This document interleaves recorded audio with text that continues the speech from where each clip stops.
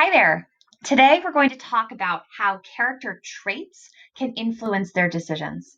Have you ever heard of a character trait before? A trait is different than a feeling. Character feelings are fleeting, meaning they are temporary. I can feel joyful in the morning, but then sad in the afternoon. Or I can feel proud at one point, but then maybe lonely later on. So, character feelings are not temporary. We can use them to describe how someone is feeling, but they are different from a trait. A trait is tried and true, meaning that it can describe the character or a person most of the time. For example, you might have a friend or you might be someone who is energetic most of the time. That is not me. That is not a character trait that describes me, although that is a feeling that I might have some of the time.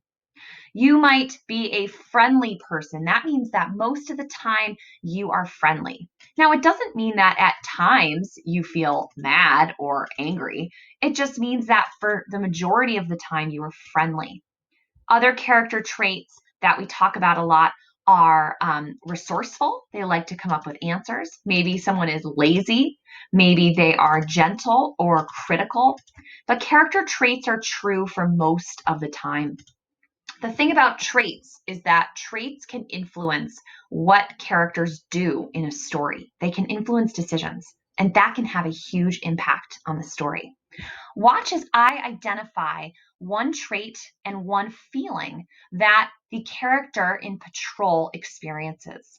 And then watch as I notice how that trait influences his decisions. So this is a moment in the story where our soldier has just been ambushed by the enemy. Shots, a firefight. I dive to the ground. My heart beats faster. I lift my rifle and fire into the green forest. Bullets sing and whine over my head. I empty my clip, sending more bullets into the trees, the bushes. So in this moment, I'm looking for what is a feeling and then what is a trait? Now, my first thought is the feeling here is he's scared, right? He dives to the ground. His heart is beating faster. He starts acting really wildly. He's shooting with no purpose. So that is a feeling because it is temporary. He isn't scared every moment of his life. Although when he's in the war right now, he's probably scared very often. So scared is a feeling. It's not a trait. However, if I consider traits, I want to think about the story as a whole and what I know about this character. And in many different moments of the text, he is thinking about life and death. He thinks a lot about other people, what the enemy is doing, what his fellow soldiers are doing, and he has thought about his family back home. So, one trait that can describe him would be anxious.